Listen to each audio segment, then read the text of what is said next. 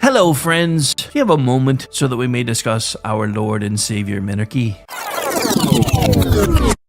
No, seriously, I'm just kidding. Hi, my name's Rick Robinson. I am the general manager of KLRNradio.com. We are probably the largest independent podcast network that you've never heard of. We have a little bit of everything, and by that, what I mean to tell you is we have news, pop culture, special events, conspiratainment, true crime, mental health shows, drama productions, and pretty much everything in between.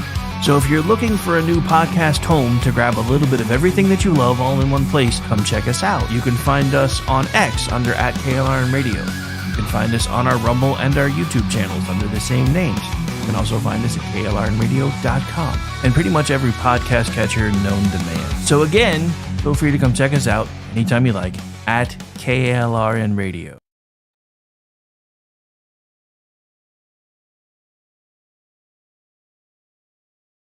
They tried to quench the fire, drown it all in chains, tried to break our will and wash away our names. But every spark they buried only fed the flame. Now the cry of freedom's roaring through the rain. Hear the cry of freedom on the winds of change. Every voice united, breaking every chain. We were born to stand and never bow again. Let the fire of liberty forever reign. Forever reign.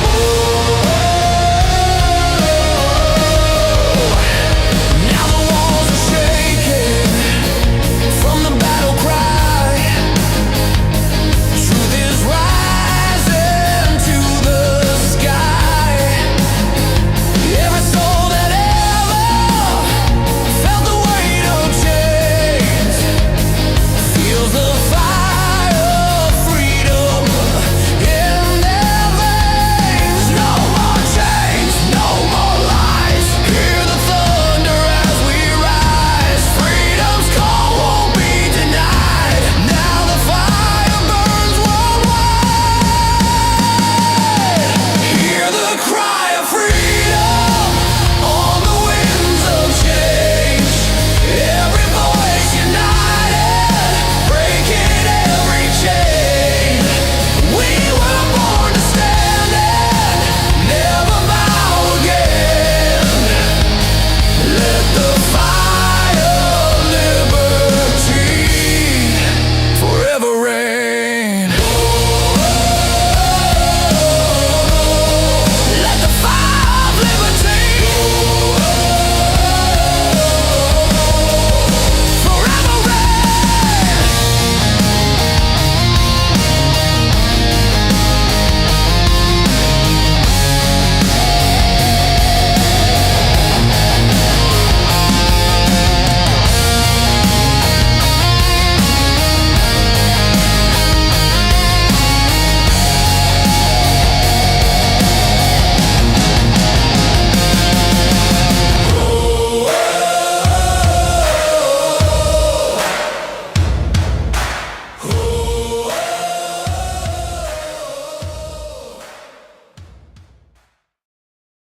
You are listening to KLRN Radio, where liberty and reason still reign.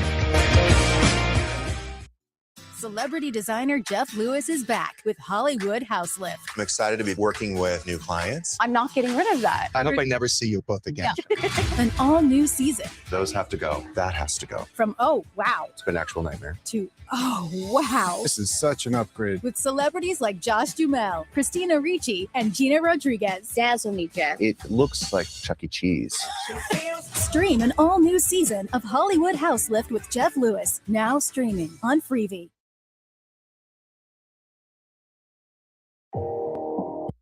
Hi, everyone. This is JJ, the co-founder of Good Pods.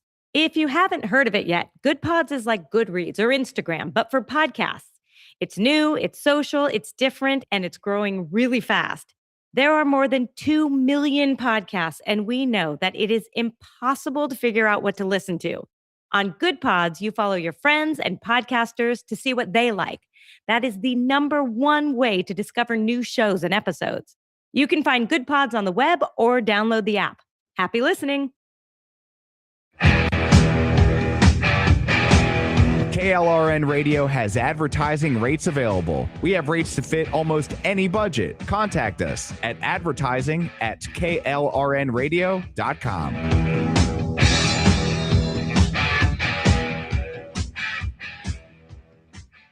In uncertain times, we could use someone to lean on. Blue Cross and Blue Shield of Oklahoma will stand by you with plan options to fit your budget. If you've recently lost your job, had a baby, or moved, you can still get the healthcare coverage you and your family need. Financial help may be available for those who qualify. Call 855-452-BLUE or visit hereforyouok.com to see if you're eligible to enroll. Blue Cross and Blue Shield of Oklahoma, a division of Healthcare Service Corporation, a mutual legal reserve company.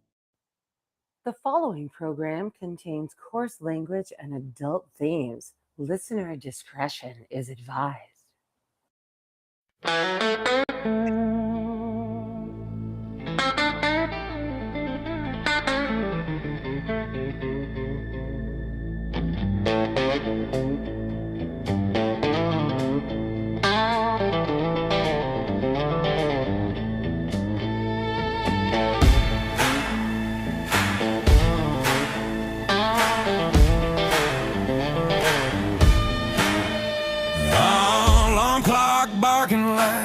Got a vendetta. Coffee tastes like bad decisions I ain't made yet.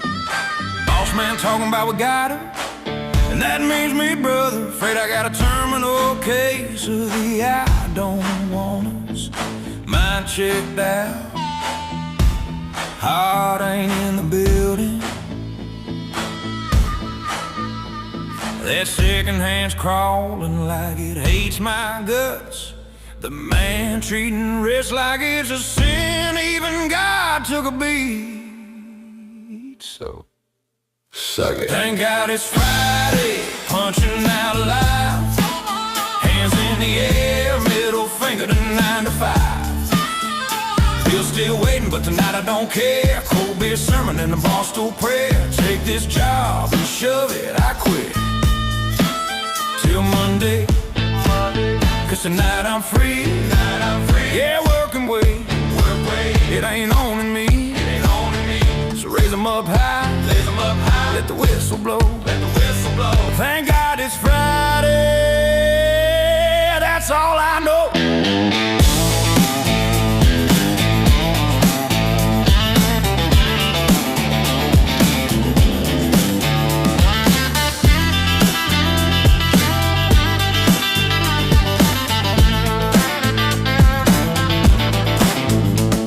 HR in the break room sounding like a preacher, talking about culture smiles and being team players.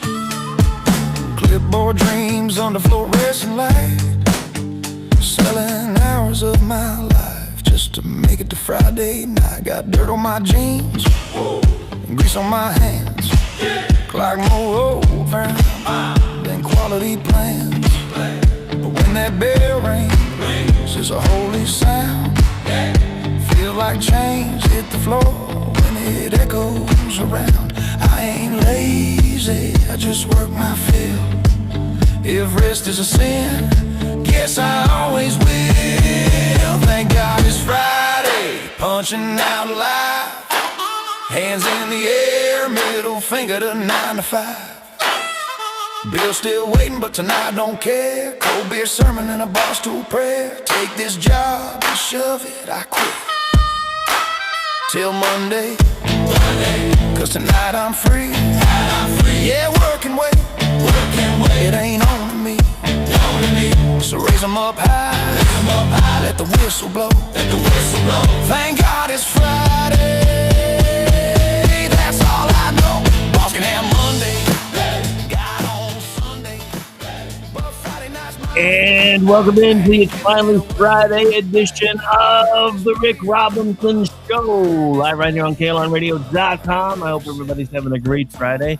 For those of you working for the weekend, you're nearly there. Unless you're a teacher, and then you snuck out early to go do some stupid... Anyway, we're going to be getting into that. I'm wondering, because I just realized my granddaughter's out today, and I'm like, dude, if they're out protesting for Mayday in Oklahoma, I'm probably about to go vote. Okay, not really. Nobody do the whole get me banned thing or nothing. I'm not anyway. We've already seen which side really does that, and they don't ever want to admit it. But anyway, so we're here, we're live, and it is Friday. Hope everybody's having a great Friday again so far. And there is no shortage of things to talk about. So as you are coming in, because I do see some of you starting to trickle your way in here. As you are coming in here, make sure you are liking the feed, sharing the feed, telling people about us, because the algorithm, every time we think we've got it figured out, starts trying to bury us again. They don't like the truth for some reason. I never really have understood why, but here we are. All right, so okay, let's start there. All right, so it's Mayday. For everybody who doesn't know the origin of Mayday, this started as a socialist holiday to recognize the workers, and then eventually became a communist day.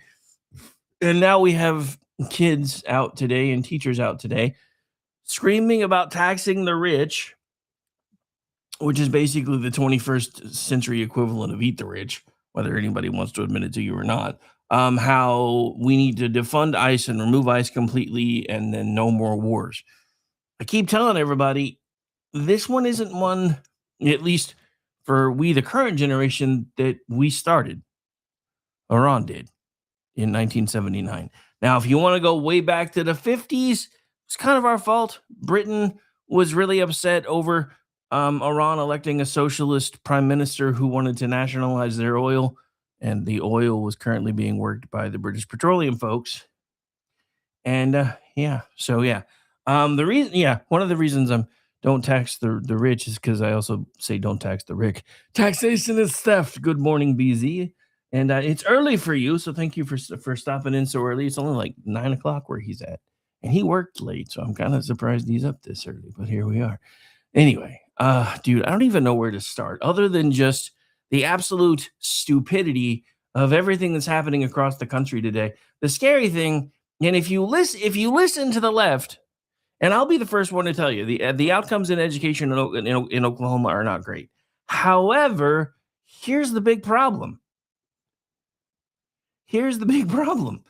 Because even the supposed number one state in the country, Massachusetts, Miss Pocahontas talks about that stuff all the time, right?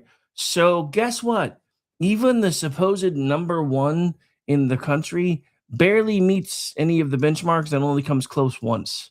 In 4th grade, they have a 51% math proficiency. By 8th grade, that drops to 37%.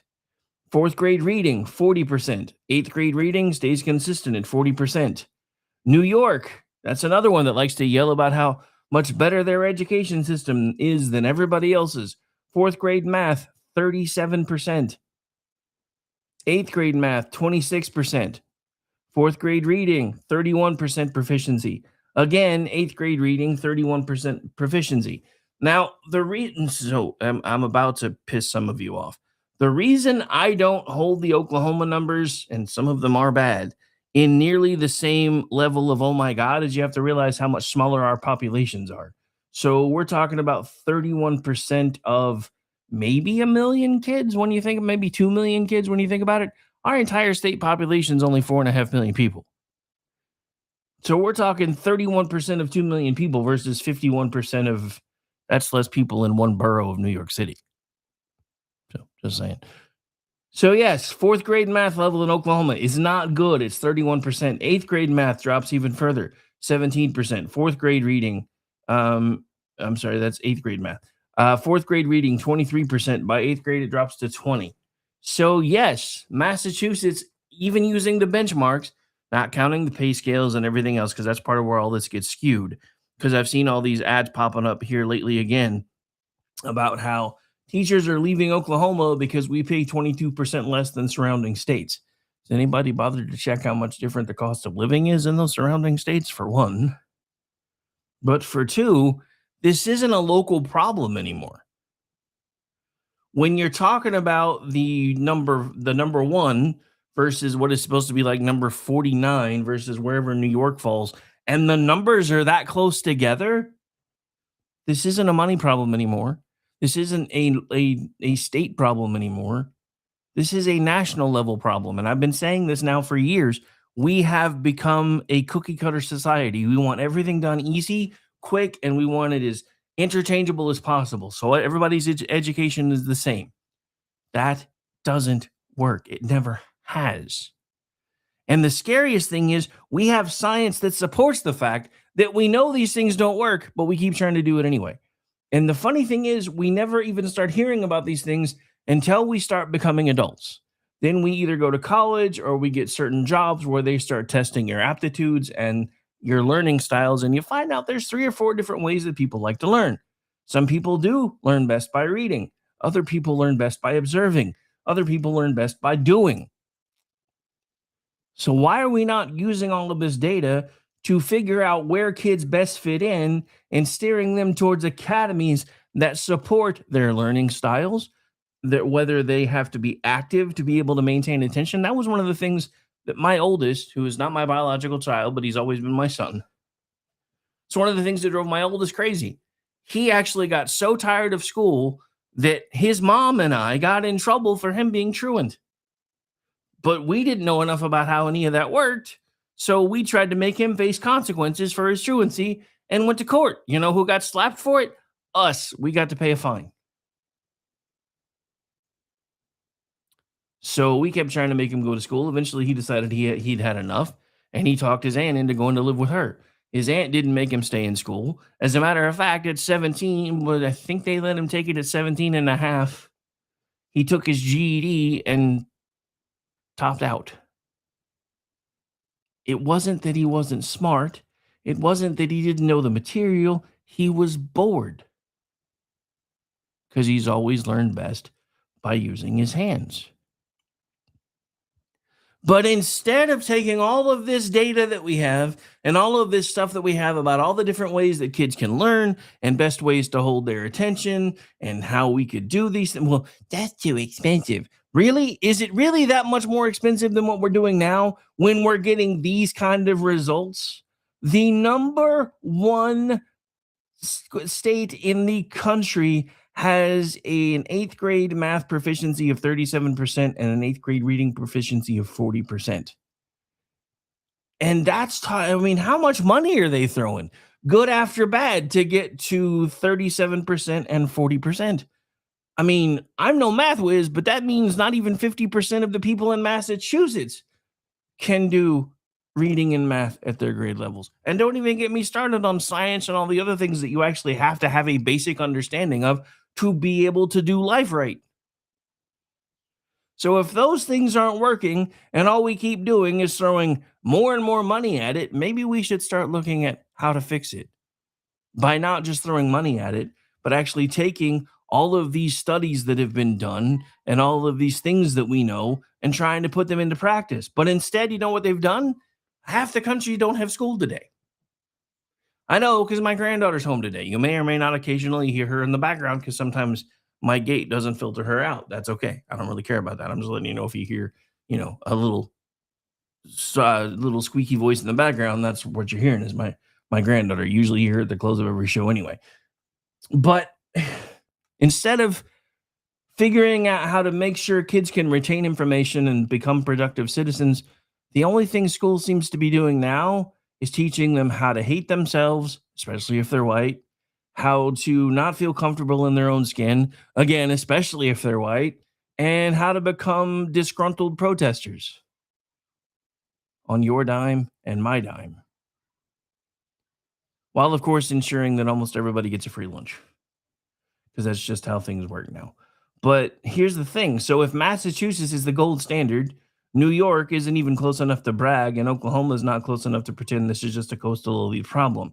Massachusetts is beating both of them, but even there, the supposed best-in-class state still has only about 4 in 10 kids proficient in reading by these benchmarks. So, yes, Oklahoma has a problem, New York has a problem, but America has an even bigger one because our education system is obviously broken when the supposed number one education center in the country isn't really hitting the benchmarks either. Could you imagine if you and I had a job where we were routinely presenting 40% of our deliverables? We'd be fired. Teachers get unions, teachers get benefits, teachers get, in some cases, even in depending on where they're working, even get this thing called tenure that makes it almost impossible for them to be fired. But you and I, if we were only doing 40% of our work or only delivering 40% of what our bosses asked us for, we wouldn't be here anymore. We wouldn't be there anymore. Teachers, yeah, that's okay. And the worst thing about this is teachers are now openly embracing communism and trying to pass it on to our children. And you've seen it actually start trying to work. The 18 to 30 crowd thinks communism is the best thing since sliced bread and wants to know why we haven't tried it yet. I need you to hear me. We are fighting to save this country, but we're losing on almost all fronts, or we were. There have been some major tectonic shifts this week, and a lot of people are pissed, and a lot of people are finally like, maybe we can save this thing after all. I don't really know where I fall yet. And I'll be honest, I'm not even sure it deserves to be saved anymore. And I'm saying that on our during our 250th birthday celebration. I don't even know if we deserve to be saved anymore. Because when all we're doing is teaching kids how to game the system, memorize enough test information where they'll get skipped ahead anyway, because No Child Left Behind got twisted into this crazy ass thing where doesn't matter if they don't understand it. We don't want them feeling stupid, so we're just going to pass them forward. These people eventually have to enter the workforce, and they have almost no idea what they're doing. And that, ladies and gentlemen, is another reason why the left keeps pushing for what they call a livable wage. Now, I know this wasn't on my topic today, but because it's how this show is starting to shape up, I'm going to back up for a little bit. I'm going to give you guys a history lesson as to how and why our education system that sucks balls today got the way that it is, because it didn't used to be that way. You know what happened? A guy by the name of Rockefeller, who was really heavy in the industrialization, when the Industrial Revolution was really kicking off, and he was investing in machinery and factories and all these things. And he started pondering, what are we pondering tonight, brain? The same thing we ponder every night, Pinky. Oh, sorry. I have a bit of a cold, so those impressions probably aren't working as well as they usually do. Well, cold, allergies, tomato, potato. But anyway, so look, this is what he did. He started commissioning studies to find out exactly how long it typically takes to be able to indoctrinate the average person. Because up until then, 8th grade was kind of it. If you went on to college, then that's when you did 10 through 12. But 8th grade was kind of it. At that point, people were either going off to do trades or learning how to do farming or going on to education. Now, you may laugh about that, but I would like to remind you that almost every American in this country that only had an 8th grade education also understood Latin and calculus and a bunch of things that we don't know shit about today. So take that with a grain of salt if you wish. But so what he figured out was the average indoctrination cycle takes about 12 years. So what did he do? He started philanthropic work and said, hey, I'm going to start donating money to start funding schools, to increase the amount of time that kids are in school and the hours that they're in school and the length of time that it takes to graduate to, you guessed it, not counting kindergarten, right about 12 years. kindergarten came later. Because he decided that he wanted people that were just smart enough to operate his machinery, but not really smart enough to ask questions as to why they took these jobs in factories and then never really wanted to do anything else with their lives. Noticing anything about what's happening today with our youth? The Democrats keep trying to funnel them into jobs like McDonald's and Burger King and Sam's Club and say, you should just be able to get this job straight out of high school and pay your bills for the rest of your life. But that's not how this works. That's not how any of this works. But it's how it works for them. Because if they can get you thinking that if I can get a job flipping burgers and make $75,000, $80,000 a year, why would I ever need to do anything else? Not realizing or not caring that a lot of these jobs that they're now funneling people into were stepping stones to be able to get onto bigger and better jobs. Now, I'll be honest with you. I think the concept of minimum wage is retarded. There should be no minimum wage. The market should be able to pay you what they think you are worth. And if you don't think you're worth that, then you take what you can learn from that job and then you move on to something else. But as long as all we keep doing is keep raising the floor and saying, well, we're going to pay you more for doing the same job you were doing 5 minutes ago. Have you noticed what's been happening, though, since they've been doing that? When's the last time you went into a fast food restaurant? Because they're all like this now. I don't go to them that often anymore, but I've had to lately because I've been helping somebody who's been in and out of the hospital. So I'll usually stop off and grab something quick for lunch or something because I'm starving. And there's kiosks everywhere now. There's nobody at the counter. If you try to order from the counter, they look at you like you're crazy. The last time I tried to use a McDonald's drive-thru, where you go to order to pick it up at the window, they said, we don't do orders this way anymore. You have to order advanced in the app and then come tell us that you're ready to pick it up. Or you can come inside and use the kiosk. So here's the problem. We're not teaching kids anything. This is going to offend some of you, and I apologize for nothing because it's still the truth. We're teaching them how to be stupid, just stupid enough to be able to operate a cash register, whatever the case may be, and then we're slowly taking those opportunities away from them as technology increases. Because we're not teaching them and we're not giving them the ability to try to strive for anything anymore. They just want it all. They want it all and they want it now. And society keeps telling them that's what they deserve. That's why everything's so broken. That's why you have all of these people that are so mad. You've got teachers that are mad because, and the scariest thing about teachers is I have teachers in my family who tell me all the time they're doing this because it's a calling. Is that not the same for every teacher? Hell, I do what I do now, and I do what I used to do because I thought it was a calling. Even when my company fell apart and I started working for other people, I was still doing jobs where my primary job was helping people with situations, whether it was broken equipment, whether it was messed up reservations, whatever the case may be. I was still doing my level best to help people in my society. It's what I have always done. Am I an outlier now? Because I'm really starting to feel like an outlier now.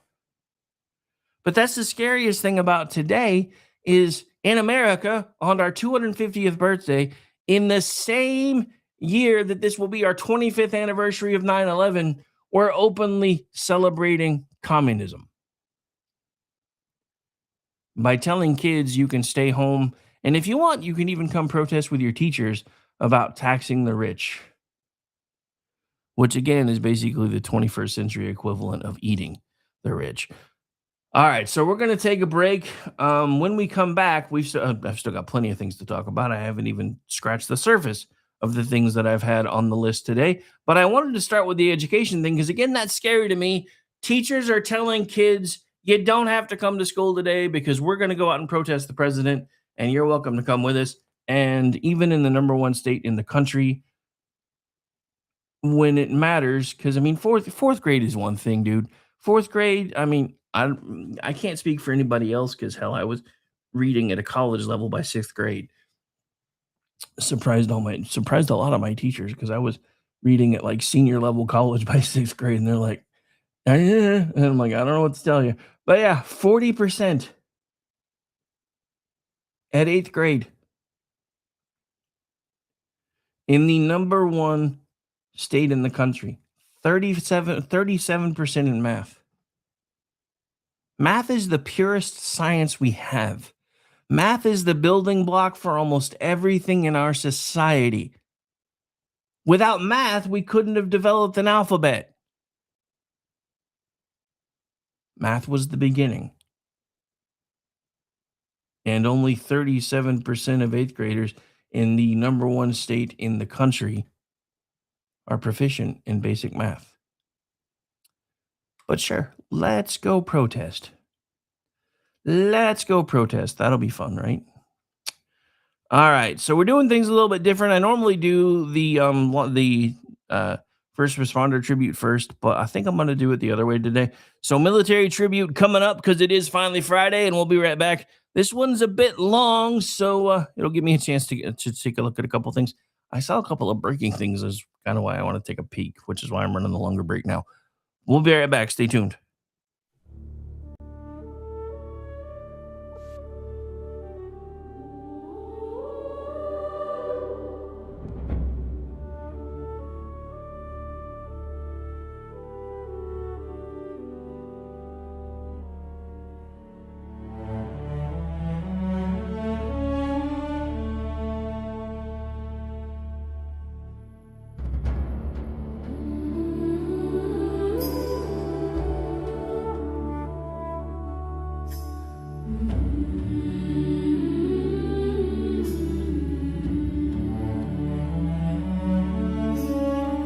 Before the oath was spoken out loud, before you stood apart from the crowd, there was a moment, quiet and clear, when you chose to stand while others stayed here.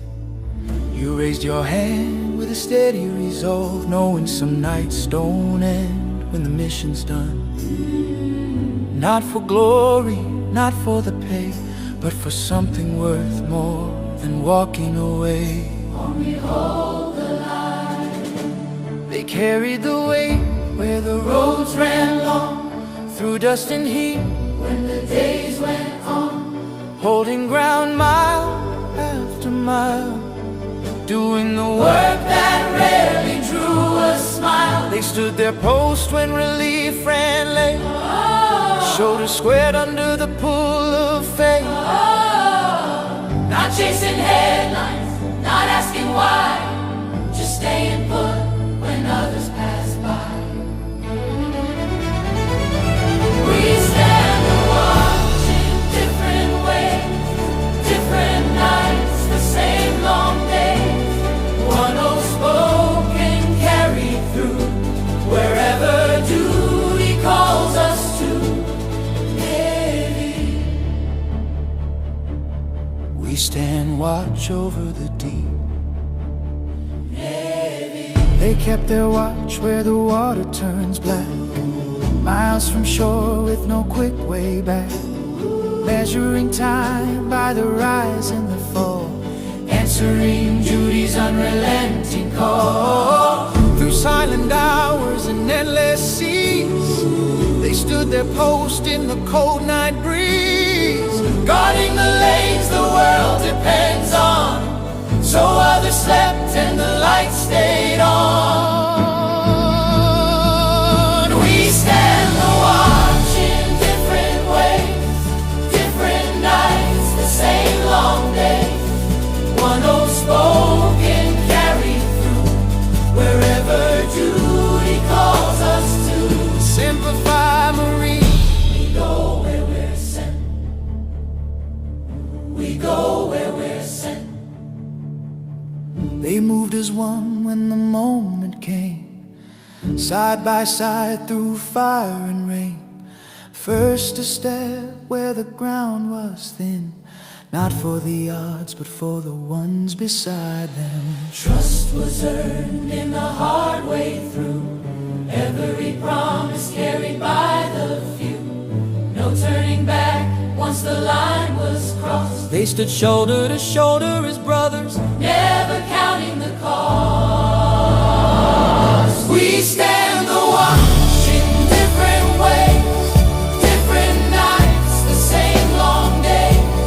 One old spoken carried through, wherever duty calls us to. Air Force, the sky is our domain. Air Force, the sky is our domain. They held their focus where seconds seem eternal, soaring between clouds and blue. Every movement measured and true, knowing what one clean moment could do. They watch the whole while guarding the small, every mission tied to a larger call. Calm under pressure, steady and clear, keeping the promise from far overhead. Space Force, we guard the dark without faith. They keep their vigil where silence reigns, beyond the weather, beyond the rain. Watching the paths that the world relies on, long before the warning lights come on. No cloud, no banners, no clear view, just constant care in a canvas full of stars. Standing the watch through the endless night, guarding the systems that keep us in light. While the watch is kept and the lines hold fast, there are lives still moving on the other side of that. Empty chairs and quiet phones, long goodbyes that don't feel done. Names we carry but never say, folded flags and debts we pay. Every service, every scar reaches farther than the uniform ever could. Coast Guard, we come when it matters most. They launch into storms when hope feels thin. Turning back isn't an option then. Hands reach out where the waters rise, pulling lives back from the edge of time. No headlines waiting when the call is done, just breathing restored and another life won. Every rescue, every return, a quiet promise kept in the worst conditions. We stand the watch in different ways, different nights, the same long day. One old spoken carried through, wherever duty calls us to. For the ones who raised the right hand high, swore the oath and didn't ask us why. For the nights you stood where freedom cost, we remember, we honor, we won't forget the loss. From the ground to the sea, to the open sky, to the guardians above where the silent stars fly. Every branch, every badge, every battle scar, because you stood, we live free. Lord, we know we stand here freely because others stood before us. We accept the weight of what was given and the cost that came with it. We promise to remember those who serve, those who stand watch still, and those who never came home.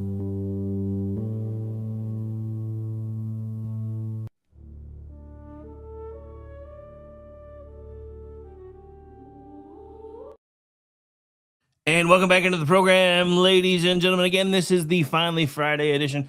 All right, so we got of the Rick Robinson Show, just in case you didn't know. You should know by now, but just in case. Oh, by the way, it's my birthday month starting today. So if you want to get me a birthday present, you have a couple of options. One, you can just make sure to go to Spreaker and listen to as much of our content as you want, because that helps me get paid. Two, you see the little barcode in the corner. You can scan that thing, send me a little birthday tip.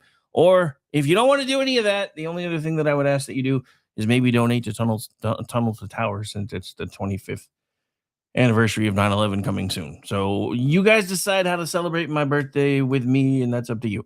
All right. So anyway, just wanted to throw that out there because I probably, everybody else does it, and I've never really been into this whole it's my birthday month thing, but I think I'm going to start trying to take advantage of that now that I do half-ass have to shill for a living now, which I don't really like, but it's required. And I got to thinking about it. I was like, I guess it wouldn't really wouldn't be that different if I had founded a church like I thought I was going to. Oh, you may or may not occasionally hear some roosters. My neighbor, we don't have chickens anymore, but my neighbor has a bunch of roosters, and they've suddenly decided they like my yard. So they've been going to town today. Anyway, so yes, I live in the middle of nowhere for a reason. All right. So it is Friday, so I'm going to try not to be super serial all the time. So I got a couple of things that I wanted to talk about because I guess TMZ is having a bit of a cow because the GOP is basically saying that, the whole first gay president thing kind of got locked in by Obama. And so TMZ is talking about it. Somebody that's supposed to be important on the other side said something like, I hope that he sues them for defamation of character. And all I can say is this. I'm going to put this on the screen. So this, I'll be honest, I didn't even know this was a thing. And I'm looking at the date and I'm like, dude, this was like within a few weeks of me retiring. So I can't imagine that, started because I started full-time in October of 2023. So I can't imagine that if this had been something that had popped off right around that time, that I wouldn't have spent like the first week that I was on air all the time making fun of this statement. But apparently this is making the rounds again, and I did check. This is a legit headline. Now, of course, when you try to source it, everybody, well, this was a letter to an ex, and he was just pointing. No, I don't know. Look, I'm secure enough in my heterosexuality that if I'm around a gay friend or something and they're being stupid, I will be stupid back because I don't care, because they know I don't swing that way. But I have never in my life told an ex, a current, a former that, yeah, I fantasize about banging dudes all the time.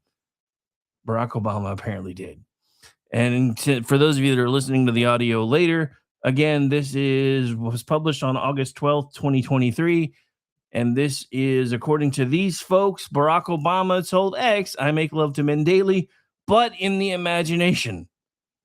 Okay. I don't know a single hetero man who imagines having sex with other dudes. So look, I'm willing to give him the sake of argument kind of stuff here and say, well, maybe he's bi. But then you have to take into account like the mom genes and all that other stuff. And I'm just like, yeah, I don't think so. Because I called him President Mom Jeans for reasons. And he wore mom jeans. But anyway, so there's that. And in the other, you decide if they're gay or not. There's a story that just broke that caused X to go nuts. And people started talking about chest cannons and all these things. But apparently there's a story that leaked out, and I don't remember who it was that was supposedly dating her at the time. But apparently an ex of Winona Ryder said in a fairly recent interview, I guess, that he dumped her because her chest was too big and she liked to have sex too much. Gay. And all I can say about that is, one, I never really paid that much attention to Winona Ryder's chest. But if either of those things or both of those things are true, life is just unfair. Just unfair. Nice, BZ. Now you've got Ren and Stimpy in my head.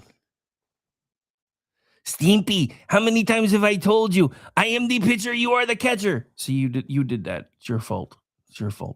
All right. So those were the funny hits on the way back from break. Now we got to get back into the serious stuff because, of course, well, first of all, I guess I have to do a bit of a retraction. On Sunday night with BZ, we were discussing an AI video or a video enhancement of the incident at the White House Correspondents' Dinner. And in that AI enhancement, I guess the AI got confused because there were artifacts. So the AI enhancement made the guy that jumped out of the way, still retarded, looked like he had a baseball cap on. So we were kind of speculating, well, if he had a cap on, he's obviously not Secret Service. Well, now neither one of us really know for sure because there has been a re-released enhanced video that does not have him wearing a hat. So now I'm back to not knowing if I should be pissed off at a Secret Service agent or not for ignoring every bit of muscle memory training dude should have had. Because again, I'm not putting the video back up, but if you've seen the video, and I'm sure by now you've probably seen it at least a million times, when dude runs past the checkpoint, you can plainly see that they have it as kind of a choke point. So it's not that far from a wall. Dude, instead of jumping back, if he would have just jumped forward and thrown him into a wall, the rest of it would have taken care of itself. Now, the good news is it still got taken care of. Now, this is when I get really serious for a second. Because, and trust me, I'm trying to give them all the leeway that I can because I know they were working with no budget then and they were trying to make do with what they had and all these different things.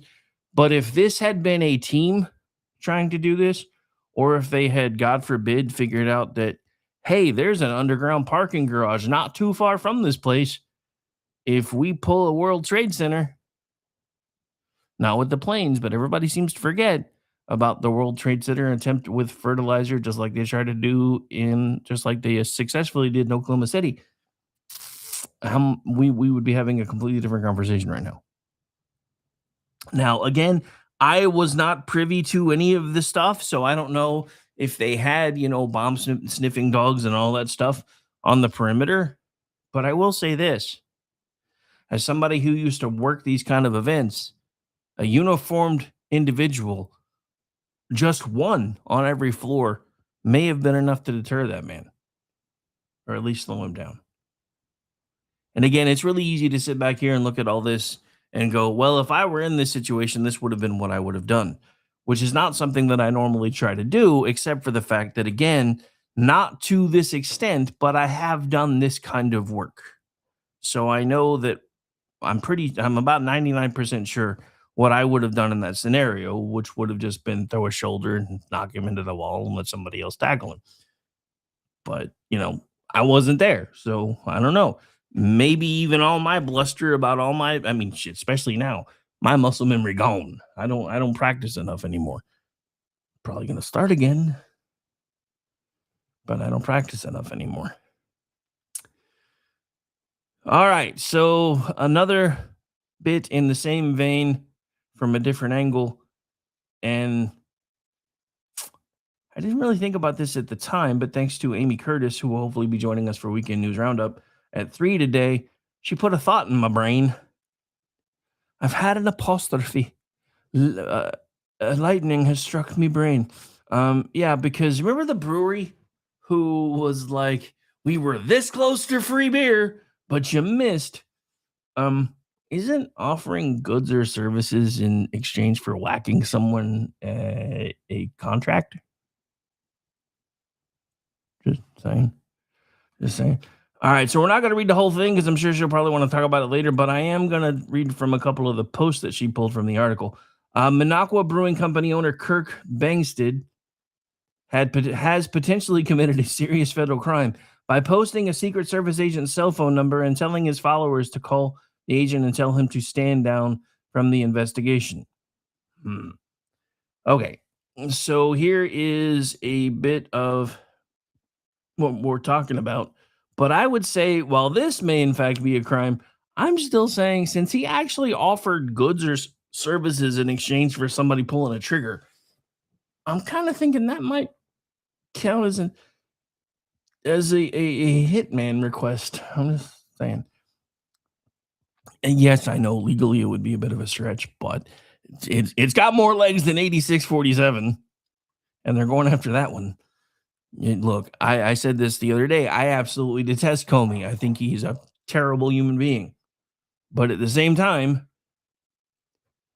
that was rather innocuous.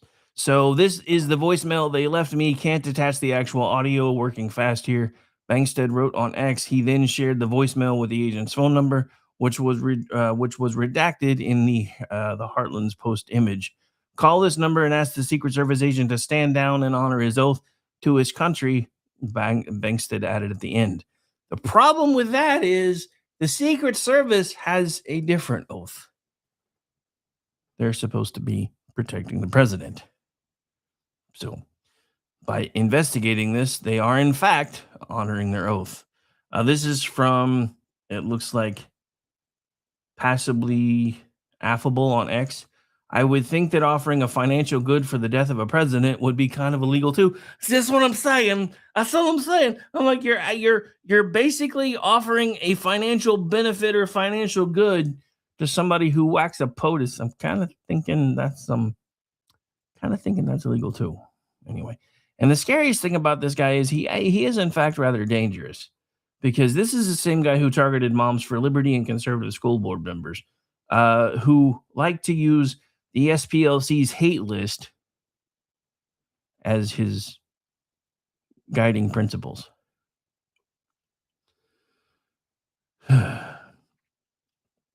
Anyway, so yeah, say what you want. I'm honestly thinking that, if somebody was dumb enough to say, "Oh, we almost got free beer," yeah, I'm thinking that then becomes a contract. I could be wrong, but I could be wrong.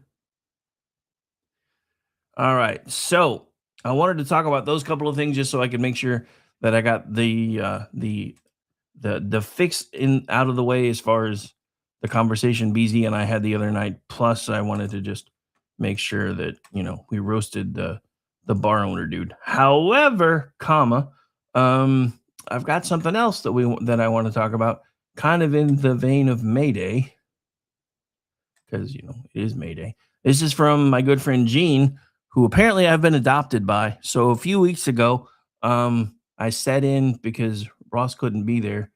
And then I stopped sitting in when Ross came back, and they were both like, the show's more fun when you're there. So I noticed today on the Instagram, I am officially now part of the crew. He actually said, tune in every week as me and Ross and Rick do this. And I'm like, there's an inside joke here, because that's actually how I have managed to nab a couple of people who work with me full time now. I had them on as a guest, and they were like, that was fun. And I'm like, good, because that was basically your audition. You want to do a show? And eventually talked them into it. So I have officially, because they called that the podcaster version of a Rickroll, because I have them on as a guest and then I roll them into the lineup. I just got Rickrolled by Gene, which is fine. I have fun over there. But I was just like, he did it to me. So now I understand. All right. But back to the Mayday stuff, because we got to talk about it. And hang on, let me fix it, because I don't really mind Mandami being that tiny, because I think he's a small man, but that's another story. So communism, great idea till they try to practice it. Watch this. For those who have watched Budget After Budget, it is tempting to assume that we are engaging in the same dance as our predecessors. Let me assure you, nothing about this is typical. So City Comptroller Mark Levine painting a grim picture of the city's economic future, reporting that the city lost 38,000 private sector jobs over the last year. That is not good. The city's budget gap will now likely be $7.3 billion over 2 years, almost $2 billion more than what the mayor's office has been projecting. You weren't not even close. New York City faces a budget crisis of a historic magnitude. We inherited a deficit larger than any since the Great Recession. All right, so I'm going to stop right there. This isn't a very long clip, but I still want to stop right there for a second, because I find it very interesting that a Democratic socialist is now complaining about inheriting a debt from another Democrat. I thought it was Republicans that drove up the deficits. That's their story all the time. That's what you hear at the national level all the time. Barack Obama fixed Bush's mess. Trump broke Barack's economy. Biden fixed Trump's economy. Trump now broke Biden's economy. I saw that earlier today. But the funny thing is, no matter what the letter is behind the name of the guy that comes before them, their answer is always the same. I can't do all these things that I told you I wanted to do because I didn't know how broke we were. Really? Didn't you? I thought how broke pretty much the entire country was kind of common knowledge, especially when we start figuring out that most of the money that we were supposed to be using to fix all these things were going into you guys' certain special sacred grift programs. Anyway, let's let this finish before I rant some more. We cannot close this deficit with savings alone. We need new revenue. What does that mean? We need new revenue. What that means is we're going to tax people. Beautiful, lovely taxes. Now that you've bumped up against the hard realities of a $5.4 billion budget shortfall and the other red tape that you have to go through, do you still believe in democratic socialism? Do you still think it can be effective? I believe in it even more than I did the day before. Okay, so that was some good editing by my friend Gene. However, that was pretty much how I felt when I heard that line. Because you're looking at a budget shortfall.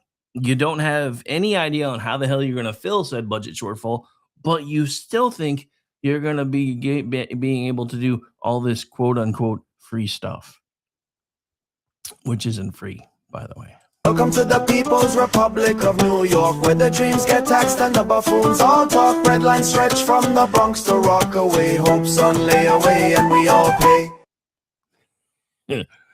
The commies are in the red again, and then they're going to want us to bail them out. I say hail to the nah. I say hail to the nah. All right, so getting caught up with the chat. Mamdani, 1, I don't want your money. Number 2, I want all your money. And then Steven chimes in from the chat. 3, we're running everything without capitalist money. No. Yeah, you're close, BZ. But remember, I think it was actually 2% was the original tax rate, I think. But it was only supposed to affect the top 1% of the country, which, if you listen, has been their argument the entire time. Anytime they bring up new taxes, this isn't really going to impact you because we're going after the rich folks. But the scariest thing about this, and I talk about this all the time too, is we had, up until that point, one of the most Republican forms of government ever. Because yes, Congress had control of the purse strings, but we had absolute veto control over how much the purse had in it. Because if the government wasn't able to raise enough for whatever pet project it had through its tariffs or anything else, they would then come to us and say, hey, this is what we want to do. We are short. We're going to offer treasury bonds. And if you want to support this, please feel free to buy some treasury bonds. And if there was enough of a treasury bond buy to fill in the bucket, they got it done. If not, it didn't happen. So what had happened was, in World War II, they passed a temporary income tax, a temporary progressive income tax. I think it was World War One. Sorry, somewhere. No, Civil War. I'll get it right eventually. I haven't slept much. Civil War. They passed a temporary income tax, and then because it was temporary, eventually it sunset. And then what happened after that is every 2 years, a new crop of Democrats would come in, some of which were still the leftovers from the previous 2 years, into the House and go, hey, gee, guys, remember when we had that progressive income tax and we didn't keep having to go to the country with hat in hand and saying we want this, we want that? Wasn't that awesome? And of course, all the Republicans thought, hell no, it's stupid. That's why we got rid of it. But they kept coming back, and it was like that old cartoon with Spike and the little dog. Eventually, Spike gets pissed off, knocks the crap out of the little dog, and says, okay, fine. So that's exactly what happened. Republicans, after going through this for 10, 20 years or so, came back and said, look, this is what we'll do. We'll leave it up to a vote of the people, which means it has to be a constitutional referendum. And of course, the Republicans were thinking, there's no way in hell the American people are going to be stupid enough to let you guys just turn them over and check their pockets whenever the hell you want. So we're just going to put this to bed once and for all. And instead, we're back to what had happened was. What had happened was they used the same language they use today. This isn't going to impact you. This is going to be a 2% tax on the 1% most wealthy of America. So you're never going to have to worry about it.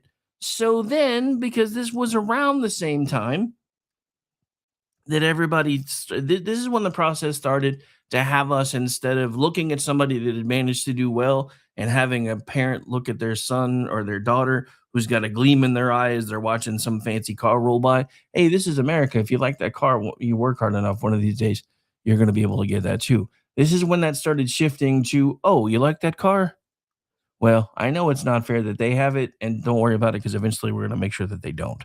And that's when that mind shift started happening, was right about then, around the same time that the Industrial Revolution had officially completely kicked off, about the same time that Rockefeller was changing how our education system worked philanthropically and all these different things. And there was this huge conglomeration of events, kind of the same thing you're seeing now, but kind of in reverse, where they were like, well, maybe we really should tax the rich.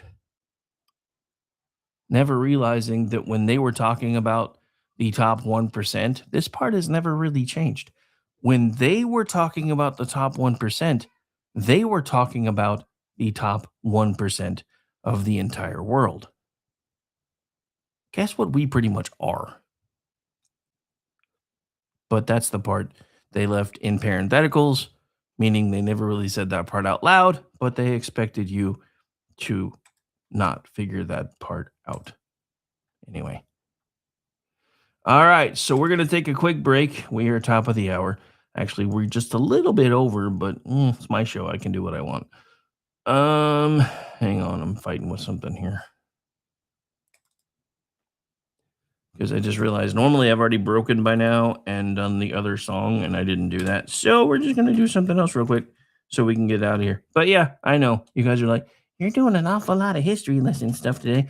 That's because we have teachers that are off telling everybody, come protest about communism and how great it is with us today.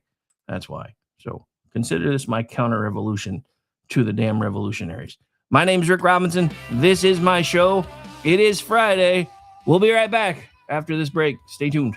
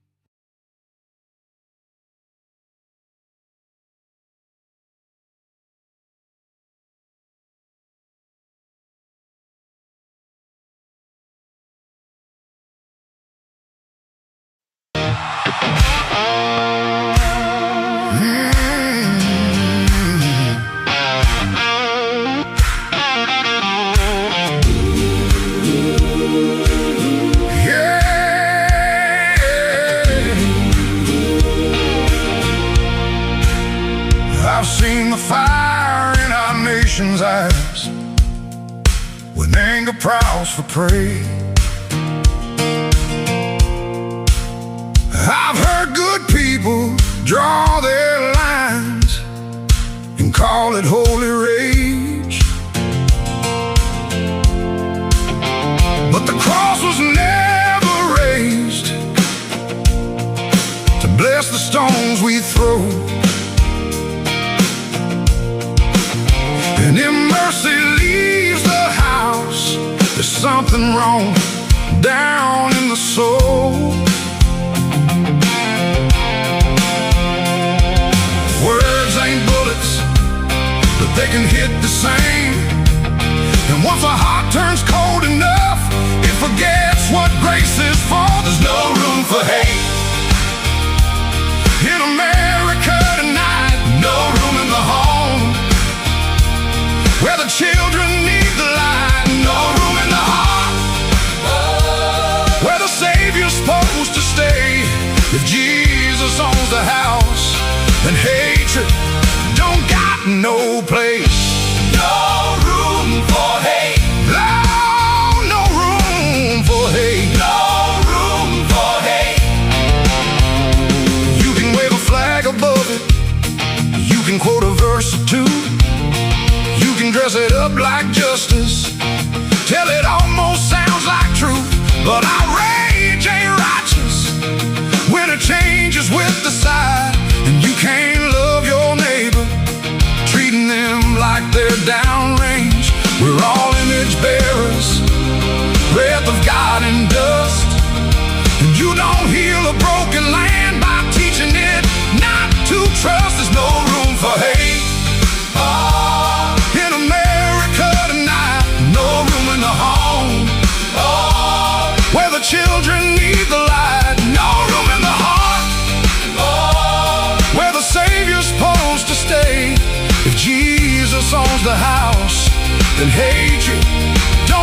no place.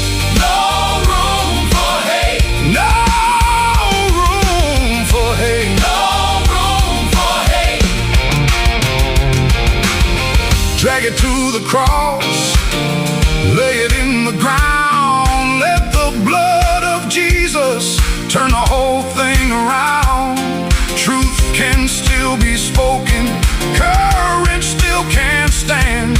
But rage don't get to rule the soul of a faithful man. There's no room for hate in America tonight. No room in the home where the children need the light. No room in the heart, where the Savior's supposed to stay. If Jesus owns the house, then hatred don't got no place. Let revival start. Where the anger breaks. Where the anger breaks. Let healing rise up. Where the hurt gives way. No room for hate. No room for hate. No room for hate. No room for hate. Not in Jesus' name. Not in this house. Not in this heart. Not in his name. No room for hate.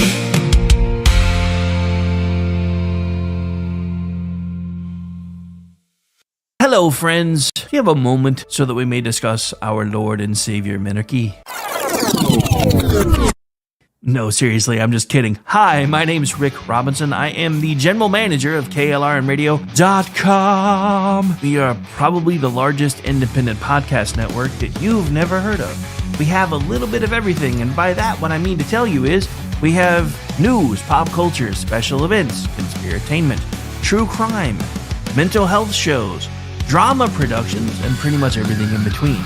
So if you're looking for a new podcast home to grab a little bit of everything that you love all in one place, come check us out. You can find us on X under @KLRNradio. You can find us on our Rumble and our YouTube channels under the same names. You can also find us at KLRNradio.com and pretty much every podcast catcher known to man. So again, feel free to come check us out anytime you like at KLRNradio.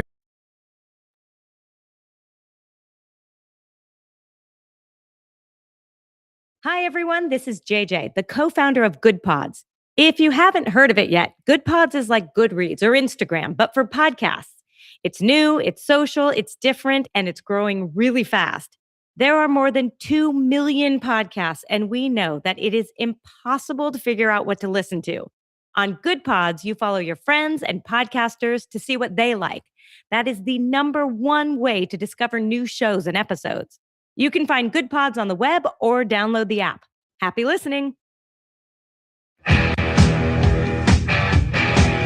KLRN Radio has advertising rates available. We have rates to fit almost any budget. Contact us at advertising@klrnradio.com.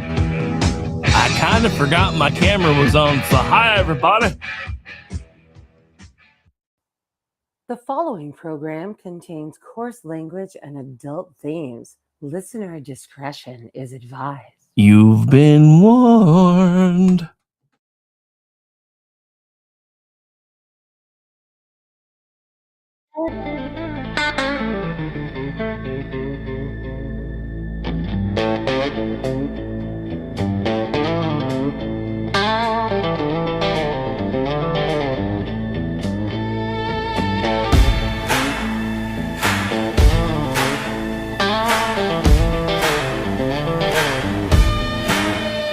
Alarm clock barking like it's got a vendetta.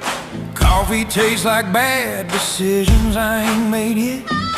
Boss man talking about we got her, and that means me, brother. Afraid I got a terminal case of the I don't want us. Mind checked out, heart ain't in the building. That second hand's crawling like it hates my guts. The man treating rich like it's a sin. Even God took a beat. So Suck it. Thank God it's Friday, punching out alive. Hands in the air, middle finger to 9 to 5. Bill's still waiting, but tonight I don't care. Cold beer sermon and the boss still prays. I know. I usually let more of it play, and it's mine because I wrote it. So it's usually okay, but we got too much to talk about today. I realized I haven't made it through like a 10th of my stuff, and I keep finding more stuff to talk about. So anyway, it's the Finally Friday edition. If you haven't done so yet, please make sure you are liking the feed, sharing the feed. I don't know why, because it's like occasionally things really pop off, and it's like everybody can see us, and then there's days like today when I feel like everything's being hidden under a rock. Got almost nobody on YouTube, got a few people on Facebook, got a few people on X, but compared to what we usually pull, it ain't a good day numbers wise. I don't get down about it anymore, because there's no point. But it's just I'm trying to figure it out, because it's like some days we're on fire and other days we're just not. And with everything that there is to talk about, I kind of figured today would be one of those on fire days, and it's really kind of not. But anyway, so since it is Mayday, we're finding out here in America that communism doesn't work yet again. Spirit Airlines is now officially finding that out, because after failing to secure a government bailout, because everybody got used to, well, we're too big to fail, so we need your help. Yeah, they're about to probably have to shutter, because the government said, yeah, no, you can put that hat away and put it back on your head, because we're not giving you any money. So, which is really sad when you think about it, because I, for one, am very, very sad that those standing seats of theirs that they were about to start trying to roll out will probably never see the light of day. I will say this, though. The disgruntled passenger videos from Spirit were really entertaining. So I'm thinking Spirit should have started putting those out on their own under their own X account and just using that revenue for supplementation. But, what do I know? So, yeah. So really glad right now that we have a president that's like, yeah, no, we're not going to just give money out willy-nilly. Now, of course, somebody that was seeing this post was like, oh, yeah, sure, but we can bail out Israel. Did we, though? Did we really? Because that's not actually what we were doing. But anyway, so let's get back into the stuff that I actually had scheduled for today, because like I said, I have barely made a dent, and there's plenty of things to still discuss with all the craziness that's been happening. So this is a new story. And this is another one where I'm just kind of looking at this going, maybe it's time for us to start treating the world the way the Muslims do when they get disrespected. Because this just, speaking of things that would have happened if Biden were still in office, because there would have been a Spirit Airlines bailout if he was still in office. This is something that actually did happen when Biden was in office. And it's just now, for some reason, even though we've talked about it before, really starting to make the rounds in the news. So here's this. On a new DOJ report alleging the Biden administration targeted Christians for investigations and prosecutions. Lauren Green is live from New York City. She has much more. Hi, Lauren. Good morning. Hey, Dana. Well, the Department of Justice-led task force to eradicate anti-Christian bias released 14 findings that paint a picture of the Biden presidency that went beyond disagreement and moved to punishing Christians who held conservative religious beliefs in conflict with the administration's pro-choice gender ideology agenda. The report found the Biden DOJ brought multiple cases against pro-life activists, many of them Christians, under the FACE Act, the Freedom of Access to Clinic Entrances. Email correspondence shows prosecutors privately mocked Christian pro-life views as culty and pursued more severe charges and harsher sentences for peaceful protests or pro-life defendants. In contrast, following the Dobbs decision in 2022 that overturned Roe v. Wade, there was a wave of vandalism and arson targeting churches and pregnancy resource centers. But the Biden DOJ pursued comparatively few prosecutions under the same FACE Act. Christian colleges and institutions were scrutinized and penalized for holding traditional views on gender, accusing them of Title IX violations and threatening school funding and accreditation. report also cited the infamous FBI memo out of the Richmond field office that warned of radical traditionalist Catholics as extremists. The memo was withdrawn after public backlash, but the DOJ revealed it relied on the now disgraced Southern Poverty Law Center's list of hate groups. But the task force report concluded that the administration worked to suppress religious speech it did not like and used the weight of the federal government to marginalize certain kinds of Christians. People on the left think of themselves as defenders of the separation between church and state, but instead what you have is the state authorizing and sanctioning certain types of religion over others. A spokesperson for President Biden declined to comment, but Catherine Lahman, a former education secretary for civil rights under the Biden administration, told Politico that, quote, there was no religious discrimination that operated to infect any of our investigations. All right, so yeah, and we've talked about this before in drips and drabs as the news was coming through, but now it's been completely confirmed exactly how much the Biden administration and the left, by extension, hates Christians, even though most of them claim to be Christians, which I find interesting. But yeah, so okay, so we got to talk about this, right? Because remember that find people on both sides hoax that we found out was basically creative editing because they took the part out where, you know, Trump was talking about there are people here on both sides protesting the removal of the statues for different reasons, and those are very fine people on both sides of this argument. But of course, it was edited together to make it seem like he was talking about the Charlottesville folks, which we now know were basically funded, or at least if nothing else, goaded by the SPLC, which is also the same group that helped all of this that we were just talking about.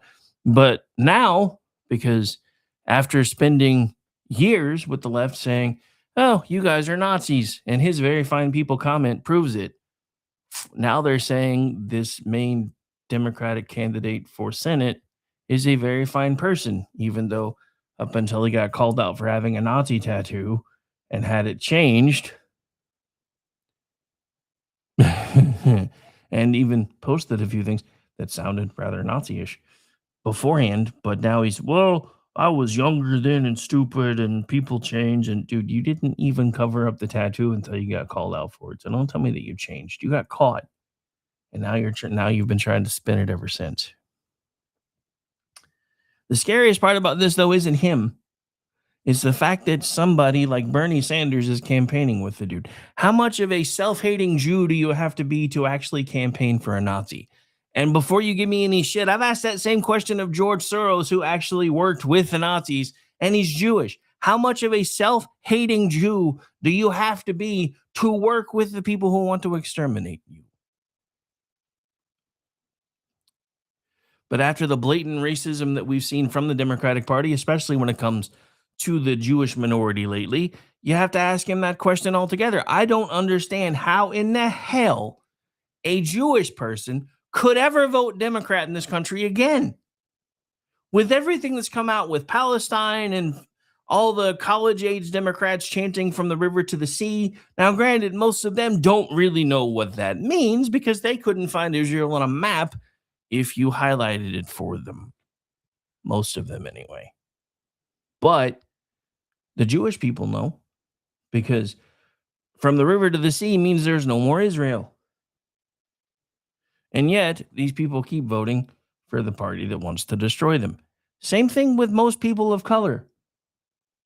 The scariest thing about what has come out with this recent Louisiana decision isn't the decision. The decision was rather straightforward. Segregation, no matter the intent of the segregation, is illegal and shouldn't happen. That is a common sense statement, and it is true.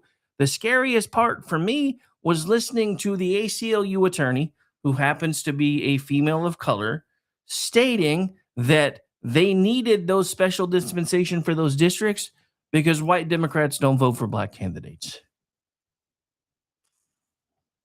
I'm going to say that again. We need these districts because white Democrats don't vote for black candidates. I'm going to tell you this again. How many times have I told you? Every time somebody from the left calls you a racist, it's because they know their side is, and they assume we are too. Every time they call you a Nazi, it's because they know at their heart they don't like them either, but they're a means to an end, and they assume we feel that way too. That statement coming from an ACLU attorney should have made anyone who heard it should have made their blood run cold. But everybody's excusing it. Now you've got Haktua Jeffries. Now they're still talking about we're going to find other ways to blow up even more districts. Really, how are you going to do that? You've already New England, the lowest percentage of Republican participation population-wise in New England is 33%, I believe. And in that particular state, they have 0% representation. In other states, the numbers are even higher, and they still have 0% representation in Congress. So how exactly, without breaking the law, are you going to... Breaking the law. Sorry, had to be done. But how exactly, without breaking the law, are you going to take care of those things and fix them? Because you already tried. Virginia is likely going to be smacked down. And at this point, even if it doesn't get smacked down, it's not going to matter. Because with what's happening in Texas, what's happening in Florida, what's likely going to be happening in Tennessee, what's happening in Louisiana, now that they've called an emergency session to get their districts redrawn, whatever other gerrymandering you do to try to fix it, we're just going to keep doing it. So you guys have a decision to make. And by this, I say everyone has a decision to make.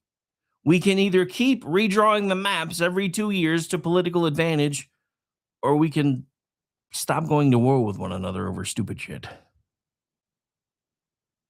It's a decision to make.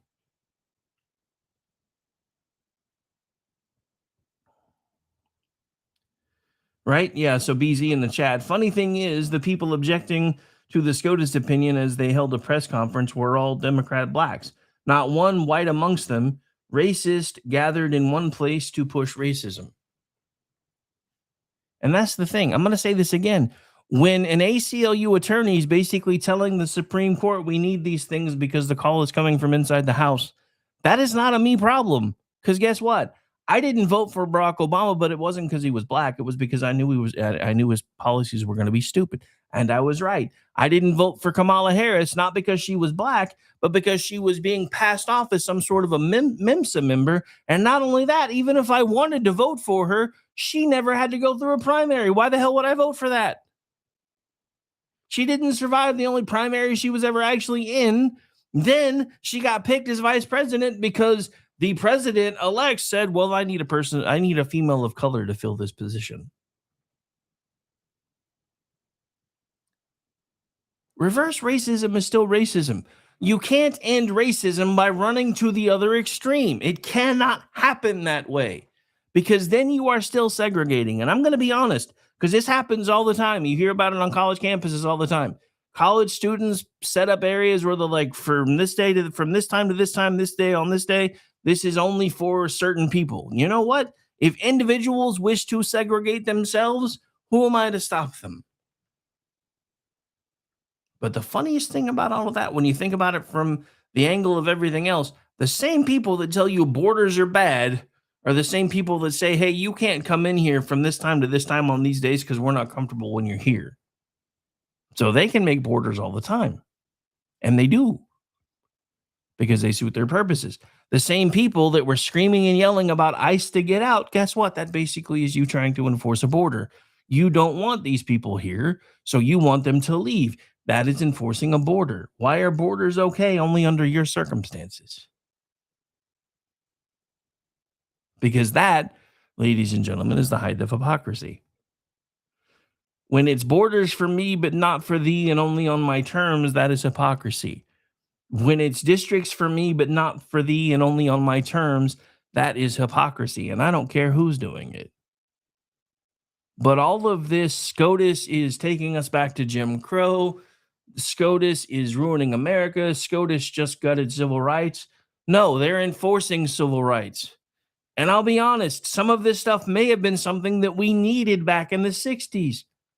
But all of this was put to bed a long time ago, until 2009, when all of us who were mad, upset. I don't really want to say mad, but I was really upset when Obama won. Not because he's black, but because I already heard enough about his policies that I knew he wasn't going to be somebody that I wanted to be president. But then he gave his speech after he won. And I listened, and I did what I always do. I did my best to get in line behind whoever wins, because once they have won, if you keep pushing against them, you are technically rooting for the guy who's currently in the cockpit to crash the plane into the side of a mountain. And I don't want to be the guy who does that. And I listened to him, and I will be honest, for a few minutes, I bought some of his hype. And I was feeling pretty good when I went to bed that night in 2008? I was feeling okay. I was like, hey, maybe some good's going to come out of this, even if there's going to be policies that I don't like. At least we can finally put this racism thing to bed. Maybe it won't be as bad as I think, because, there are still checks and balances. Sorry. But that, when you think about it, that's still that should make everybody laugh.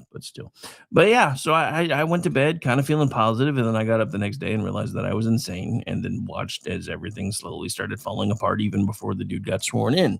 And that's why I was diametrically opposed to his presidency. The policies that he had talked about, because remember, most of our markets run on futures.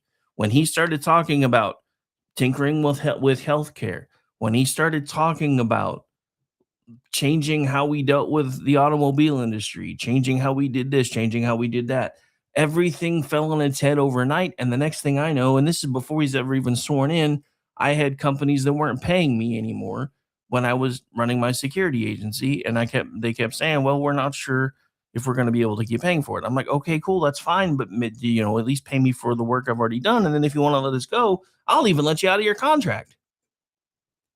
And it didn't matter at first, because I had a factoring company. I don't know if anybody knows what those are, but basically you sell them your invoices. They pay you 80%. They then go through the process to collect you your money, and then they take 5% off the top and give you the other 15 after they collect everything. Well, by December, that wasn't working anymore. So the factoring company stopped accepting my invoices. By January of 2009, I was working somewhere else for another security company, while I kept trying to run mine in the background with a couple of contracts that I still had left that were paying.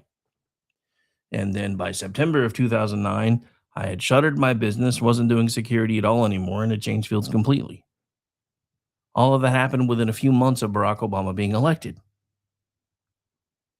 Because that's what happens when the folks that make businesses work are afraid of your policies, they turtle.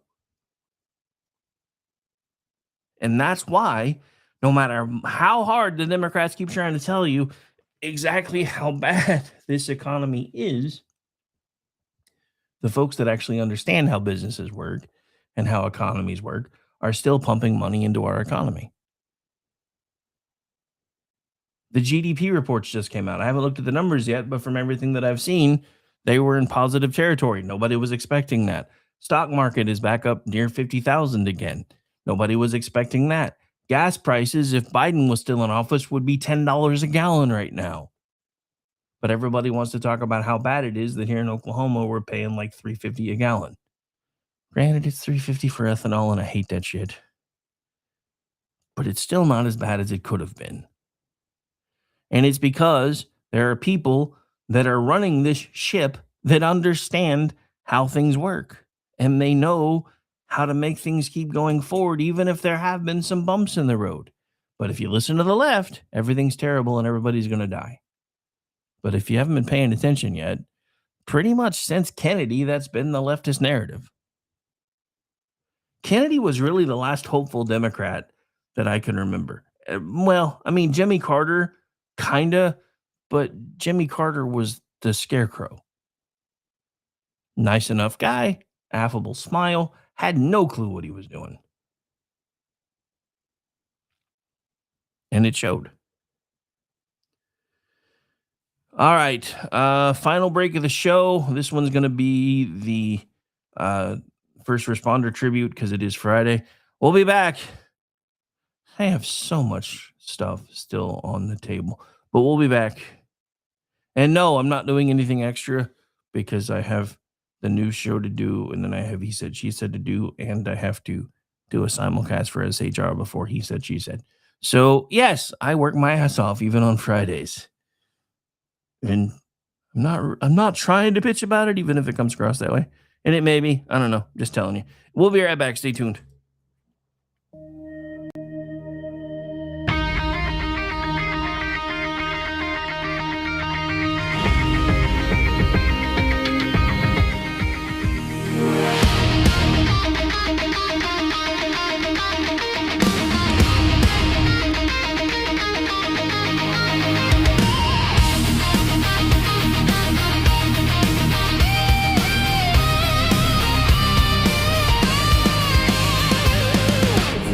Comes in, somebody answers. Day or night, they're already moving. Calm voices, fast hands, doing the work while the rest of the world freezes. From a headset to a truck, from a badge to a door, they don't stop to count the cost. They step in when it matters. It's not about being seen, it's about being there.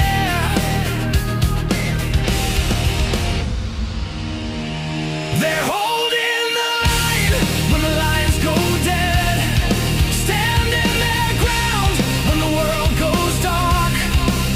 They're the calm in the chaos, holding the line through the fire, the flood. When everything falls, they don't ask why, they just answer the call. Always standing in the gap for us all.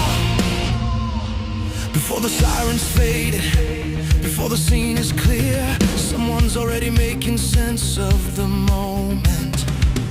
Keeping people alive, keeping things from getting worse. Some run toward danger, some stay behind and hold it together. Different roles, same weight, same promise to show up.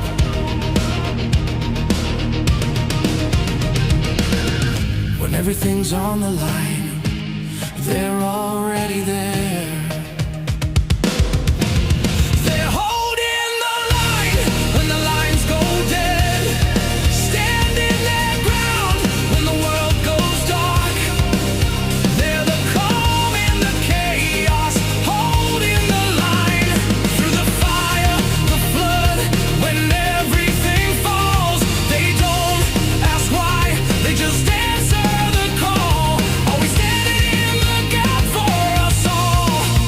This is service, this is sacrifice, this is how lives are saved. No spotlight, no applause, just showing up again and again. They're holding the line when the world goes dark. When everything's breaking, they hold their ground. They're the calm in the chaos, holding the line. So we raise our voices for the ones who stand. Every voice, every badge, every helping hand. They don't ask why, they just answer the call.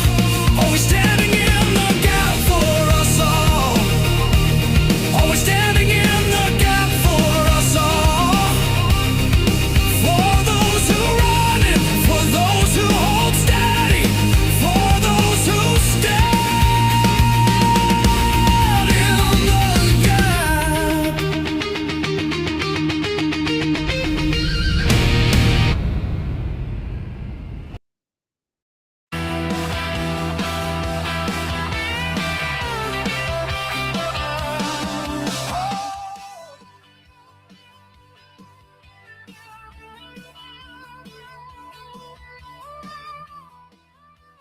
And welcome back into the It's Finally Friday edition of the Rick Robinson Show. I hope everybody's having a great Friday.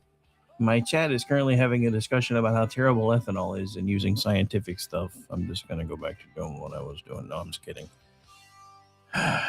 Anyway, I have to occasionally make them feel like nerds because then I feel better about myself. Wait, did I say that out loud? My bad. That was supposed to stay in my head. Anyway, so yeah, I haven't even scratched the surface of the stuff that I wanted to talk about today. And some of you are going to hate me for this one, but we're doing it anyway. Hang on. Yeah. This is the mindset of the left, though, since the Louisiana decision. And their screecher in chief is the one that is, shouting the loudest about it on the 5. Yes, because there is no real Democratic leadership right now. I just call Jessica Tarlov their screecher in chief. It's only a minute and 22 seconds. Earplugs if you got them, if you need them. Here we go. So you're against what Donald Trump had Texas do then? Because you have districts I'm there against, that are... I can see, Well, a majority of Americans are against all of this. Yes, me so too. they want a gerrymandering ban. I don't like gerrymandering. And so do Democrats. They Right. had a ban and no Republicans supported them. And frankly, as we look ahead to 2028, when this will really matter, so for the midterms, it's going to have a near negligible effect. In some cases, it could net the Republicans 0 seats. Best case 3 to 4, and we can tick down through what goes on in Mississippi, Louisiana, South Carolina, and even Florida, because what their new map violates the state constitution there.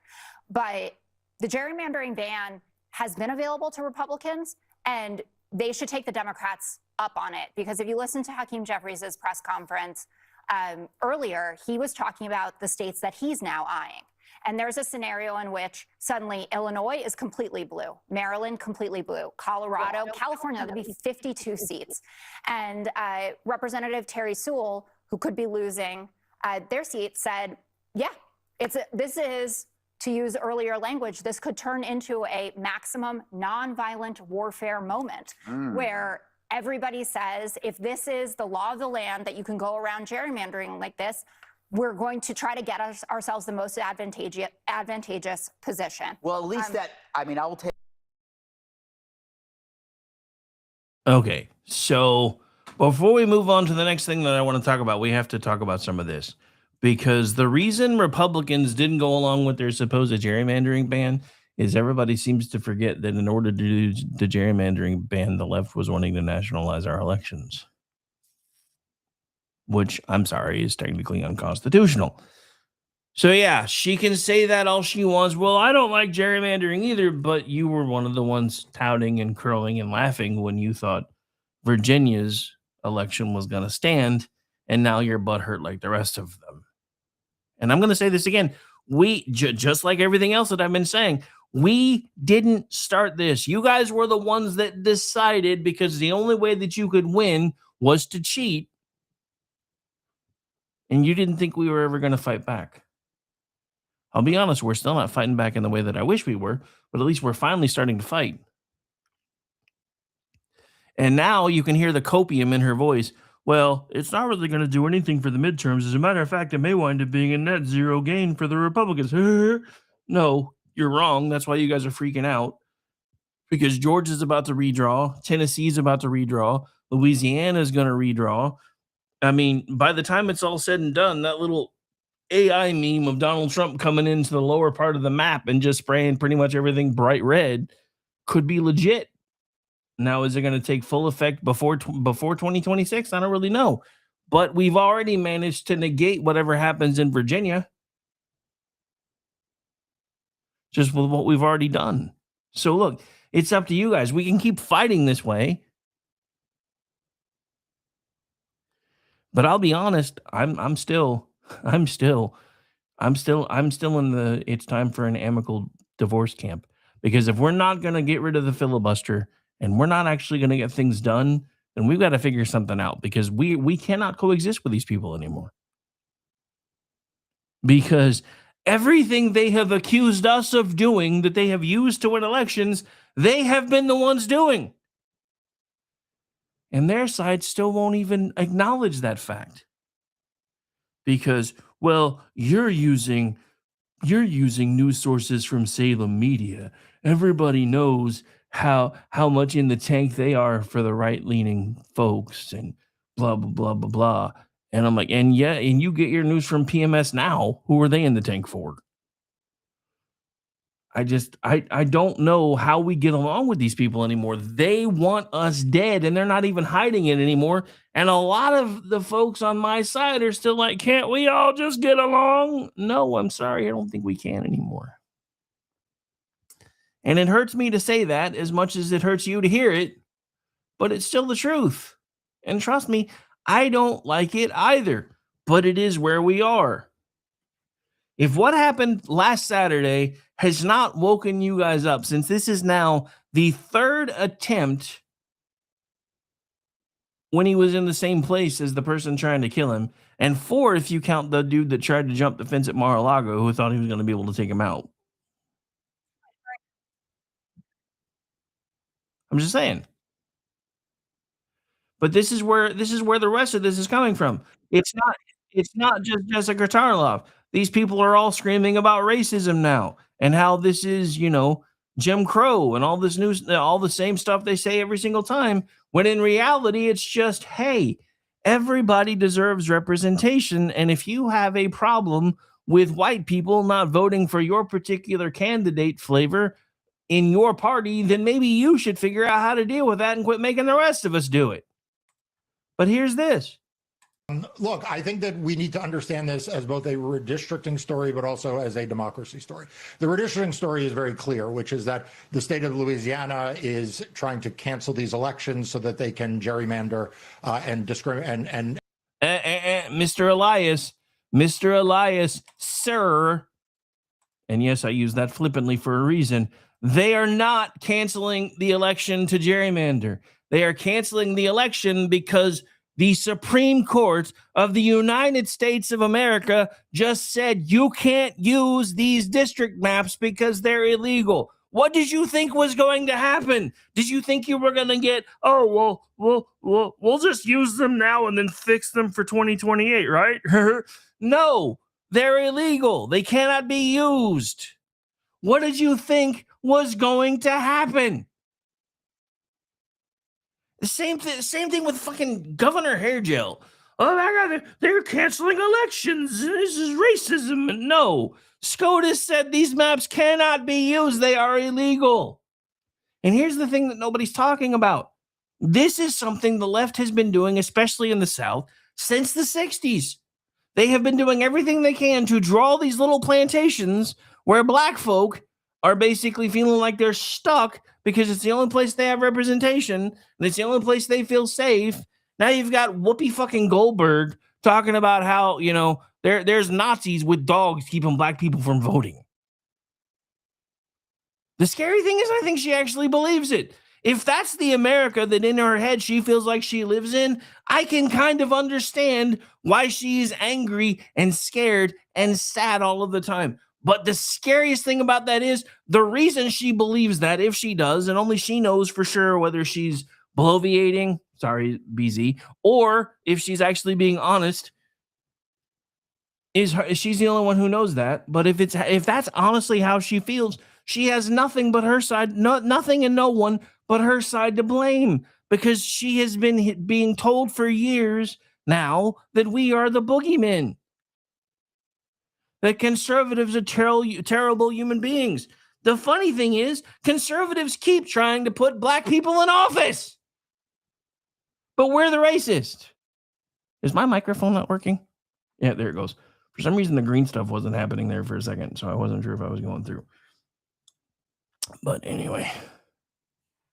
Yeah, I was going to play the Whoopi clip, but I don't have the energy for that, so I'm not going to. But back to this, because we got to finish it. But yeah, she basically just says, that it's racist white people's fault that we can't vote. It's basically what she said. And what he says here isn't much better. And disenfranchise black voters. But the larger democracy story, Chris, and I think you got it exactly right, is the governor has declared a state of emergency to cancel, to suspend an ongoing election. Yeah. That he does not like the direction in which it's going.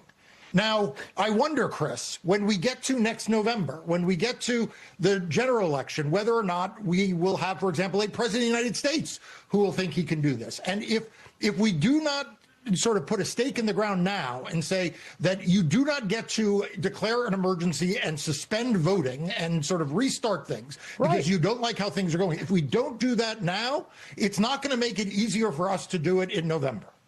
Yeah. Look, I think that. Okay, so I'm going to say this again for the morons that think he's right. They didn't suspend this because they want to gerrymander. They suspended the election because the maps were declared invalid. You can't have an election with invalid maps.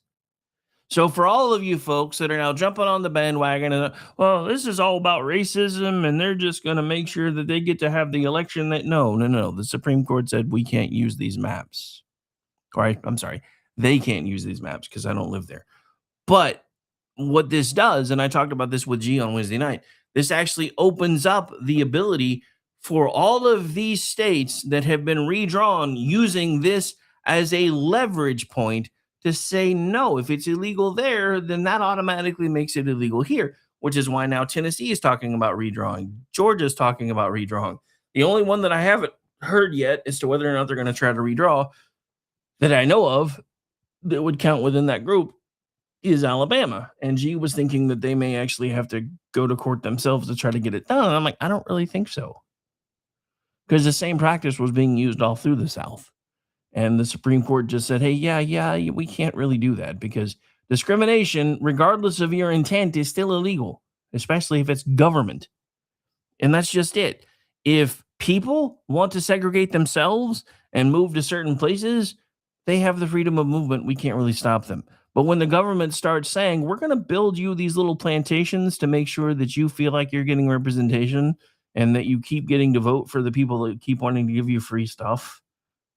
Yeah, that's where we are with that. All right. So there was another thing that I wanted to get to real quick.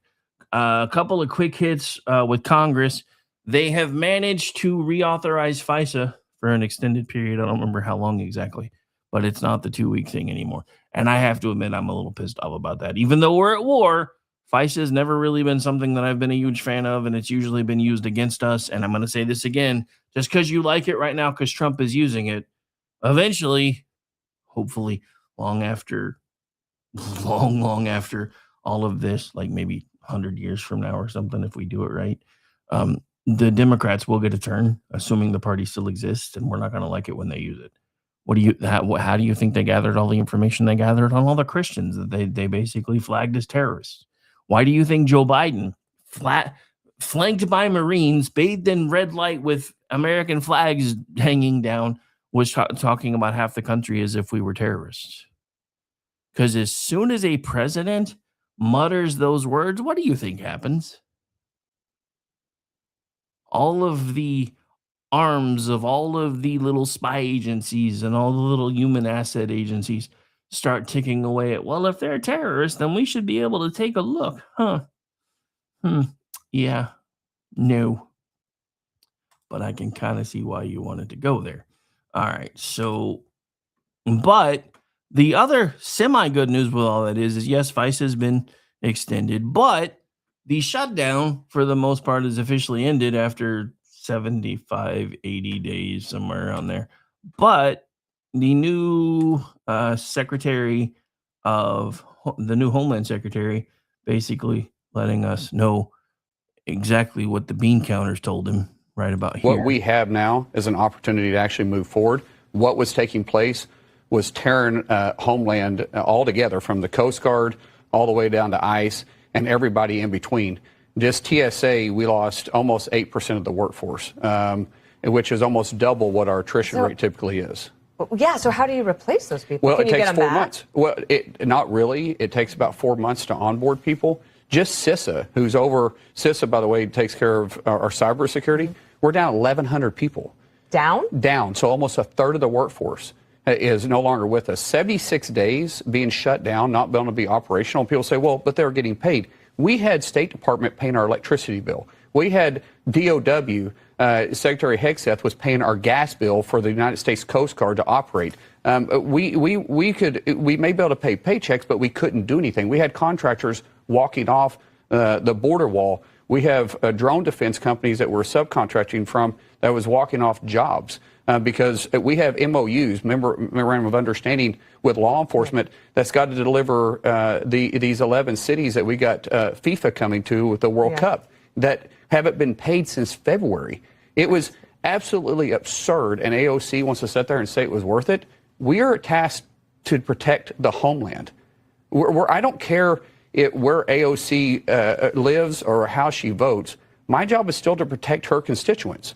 And she thinks it's worth it to put their lives at danger because no other agency protects the homeland. DHS protects the homeland, and she thinks it's worth it. It's sad. So.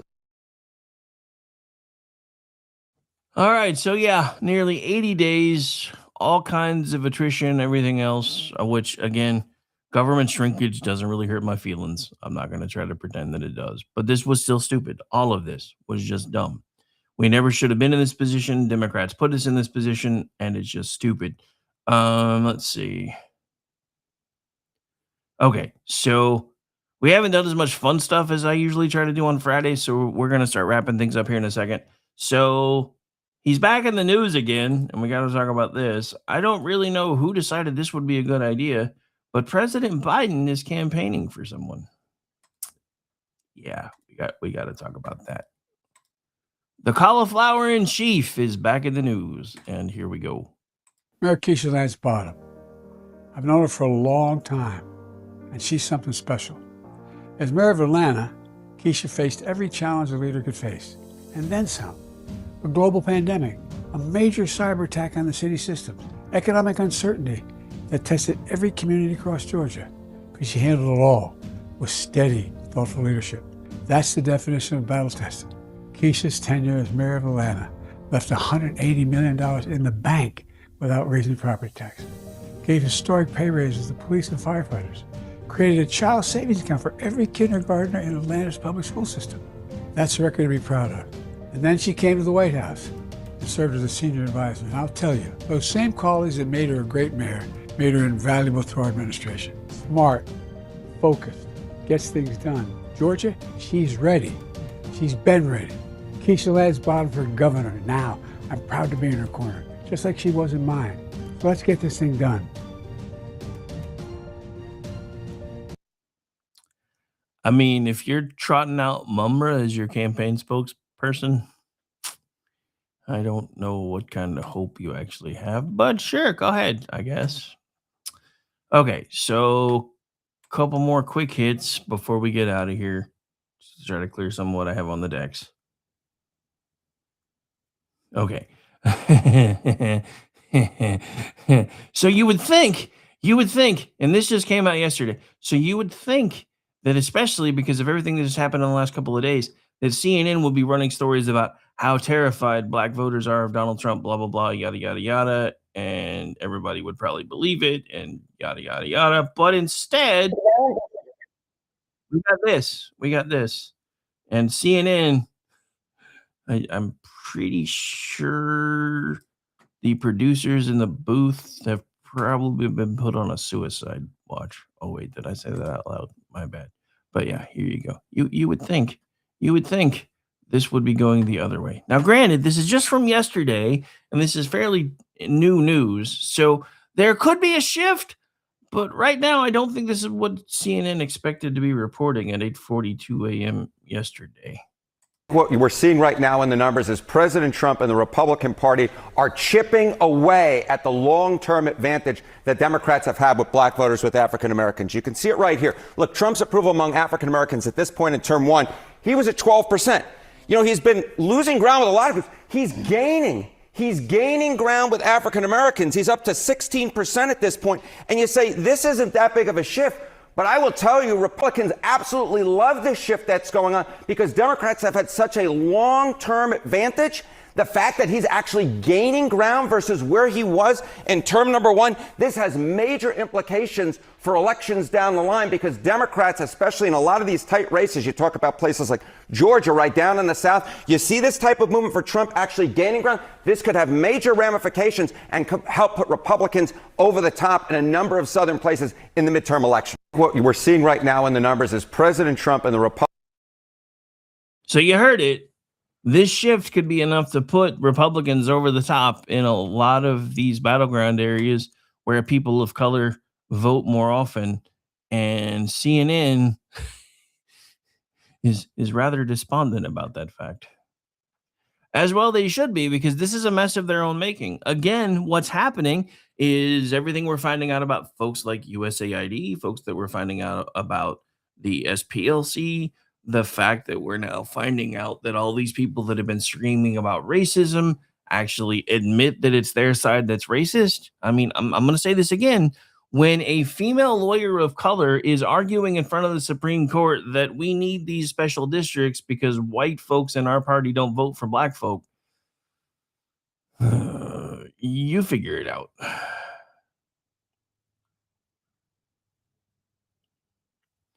All right, so I said I wasn't going to play that. Oh, we got to talk about this, because I played this last night on Jen and Rick, but we got to talk about it now because Scott Jennings, I swear he's become a national treasure in my eyes. I don't know how he sits on CNN all day, every day, putting up with their crap, but I'm so glad that he does, because he's our side's version of Jessica Tarloff, because they trash talk him all the time, but he's better because he's on our side.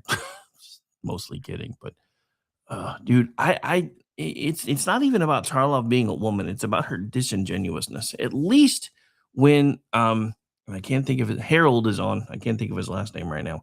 At least he tries to say, "Hey, I kind of agree with you there," but you know, this is how we should do it instead.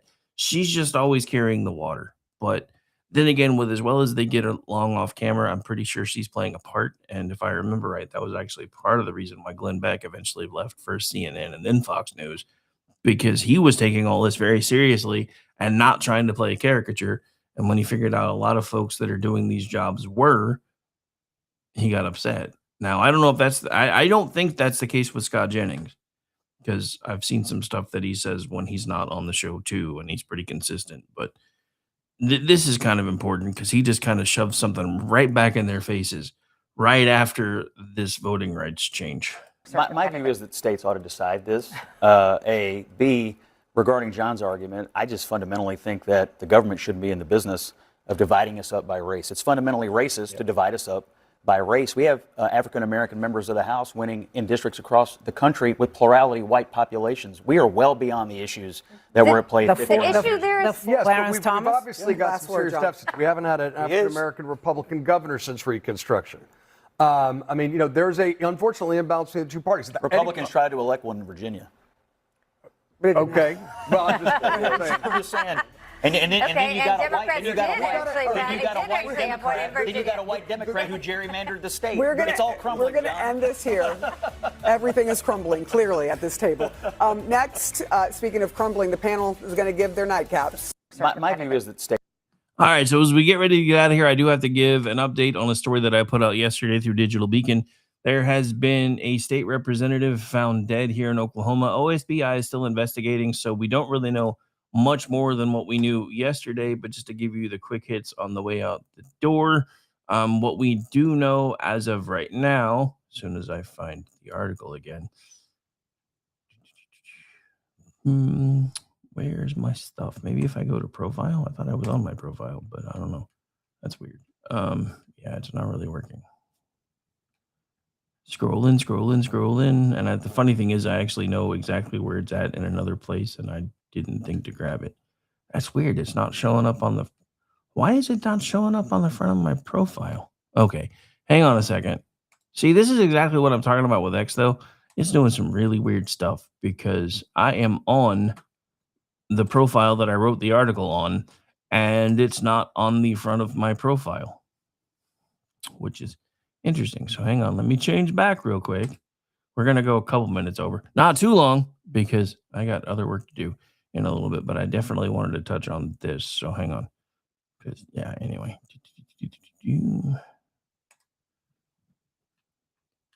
Dude, I didn't talk about, yeah, I guess we'll save some of this other stuff for the news roundup too, because there's other stuff that I left in the stack of stuff that I thought was kind of important, but I do have another hour to do here in just a few minutes.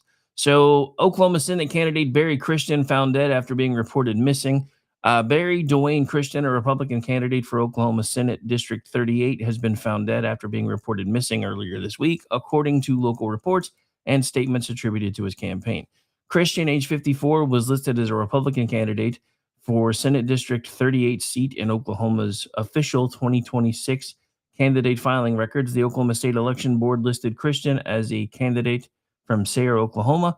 According to KOCO 5 News, Christian was reported missing after he failed to appear for a scheduled meeting on Tuesday. Local authorities, including the Harmon County Sheriff's Office and the Beckham County Sheriff's Office, had asked the public for help locating him. On Thursday, investigators located a truck matching the description of Christian's vehicle in the Sandy Sanders Wildlife Management Area near Eric. The Oklahoma State Bureau of Investigations confirmed that a body was found inside the truck, which had crashed into a ravine, according to KOCO Channel 5 News. KJRH also reported that the OSBI located the truck near Eric and that investigators said a body was found inside the vehicle at Sandy Sanders Wildlife Management Area. Christian's campaign said in a news release that he had been found dead. According to KOCO, authorities had not publicly released a confirmed cause or manner of death. And as of Thursday, and then again even today, there have been no updates there. Christian had been campaigning for the District 38 seat and recently appeared at the Mangum Rattlesnake Derby. According to KOCO, the outlet also reported that Christian had posted earlier this month about issues facing Oklahoma communities, including education, workforce, public safety, agriculture, and family opportunities. Since this is a developing story, I, as well as the rest of my Digital Beacon team, will update this report as soon as we have more information available. And as of the time that I started putting notes together for today, there have been no updates other than OSBI is still officially investigating and no cause of death has been released. But that's going to do it for the show. I'll be back now in less than an hour, just barely, with my friends over at the Weekend News Roundup. My name is Rick Robinson. We're going to get out of here. Enjoy the rest of your Friday, and thank you so much for those of you that decided to hang out with us today. I'll be back Monday with this one. I'll be back here in just a little bit with Weekend News Roundup, and I'll be back tonight with He Said, She Said with the lovely Aggie Rican. But before that, make sure you come out at 7 p.m. Eastern Time, 6 Central, for Beer and Bullstein with Lyle Armstrong. Right here, live on KLRM Radio, live on SHR Media, and available later anywhere you can find your lovely, fine podcast-terrificness. Sorry, Michael Loftus put that word in my head. Blame him. It's the Rick Robinson Show where the truth rides high. No spin, no script, just an eagle in the sky. From D.C. to Tulsa, he's calling it out. Mike in his hand, yeah, he's got the